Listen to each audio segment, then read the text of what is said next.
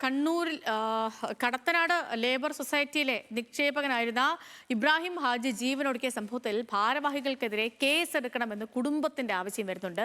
സൊസൈറ്റിയുടെ മുൻ ഡയറക്ടറും കേസിലെ ഒന്നാം പ്രതിയുമായ റനീഷ്, മുൻ പ്രസിഡന്റും DCC സെക്രട്ടറിയുമായ സുധീർ കുമാർ, സെക്രട്ടറി പ്രീന ഉൾപ്പെടെയുള്ളവർക്കെതിരെ ഇബ്രാഹിമിന്റെ ഭാര്യ റൂറൽ SP പരാതി നൽകിയിട്ടുണ്ട്. സരീഷ് PK വിവരങ്ങളുമായി നമുക്കൊപ്പം കോഴിക്കോട് നിന്ന് ചേരുന്നു. സരീഷെ, കുടുംബത്തിന്റെ ആവശ്യം എന്തൊക്കെയാണ്?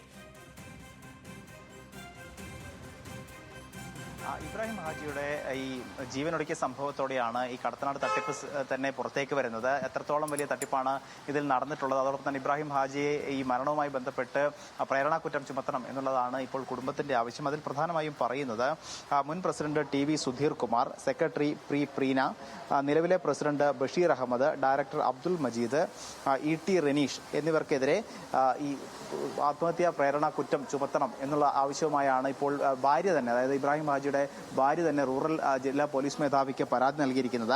ഇവർ പറയുന്നത് ഇങ്ങനെയാണ്. ഈ പരാതിയിൽ പറയുന്നത് ഭർത്താവിനെ ഉയർന്ന ലാഭവിഹിതം വാഗ്ദാനം ചെയ്ത് 22 ലക്ഷം രൂപ നിക്ഷേപിപ്പിക്കുകയും പിന്നീട് പണം തിരികെ നൽകാത്തതിലൂടെ ആത്മഹത്യയിലേക്ക് നയിക്കുകയും ചെയ്തിട്ടുണ്ട്. അതുകൊണ്ട് തന്നെ ഈ മുഴുവൻ ആളുകൾക്കെതിരെയും ഇത്രയും ആളുകൾക്കെതിരെ ആത്മഹത്യാ പ്രേരണ കുറ്റം ചുമത്തണം എന്നൊരാവശ്യമാണ് ഈ ഭാര്യ തന്നെ ഇപ്പോൾ ജില്ലാ പോലീസ് മേധാവിക്ക് റൂറൽ SP നൽകിയ പരാതിയിൽ പറയുന്നത്. നേരത്തെ ഇതുമായി ബന്ധപ്പെട്ട് കൃത്യമായ കേസുകളൊന്നും തന്നെ ഉണ്ടായിരുന്നില്ല. ഈ കടത്തനാട് സൊസൈറ്റിയുമായി ബന്ധപ്പെട്ട് നിക്ഷേപ തട്ടിപ്പ് എന്ന രീതിയിൽ മാത്രമായിരുന്നു പരാതികൾ ഉണ്ടായിരുന്നത്. ഈ ഇബ്രാഹിം ഹാജിയുടെ മരണവുമായി ബന്ധപ്പെട്ട് പരാതികൾ ഉണ്ടാവുകയോ അല്ലെങ്കിൽ അത് ക്രൈംബ്രാഞ്ച് കൃത്യമായി അന്വേഷിക്കുകയോ ചെയ്തിരുന്നില്ല. ഈ സാഹചര്യത്തിലാണ് കുടുംബം തന്നെ മുൻകൈയെടുത്ത് ഇത്തരത്തിലുള്ള അന്വേഷണം വേണം, ഇവർക്കെതിരെ നിലവിൽ ഇതിൽ പ്രീന, അതോടൊപ്പം തന്നെ റനീഷ്, കടത്തനാടൻ സൊസൈറ്റിയുടെ മുൻ പ്രസിഡന്റ് സുധീർ കുമാർ എന്നിവർ കസ്റ്റഡിയിലെടുക്കുകയും ഇവരെ ചോദ്യം ചെയ്യുകയും ഒക്കെ ചെയ്തിരുന്നു. അത് പക്ഷേ എല്ലാം തന്നെ നിക്ഷേപ തട്ടിപ്പുമായി ബന്ധപ്പെട്ടാണ്.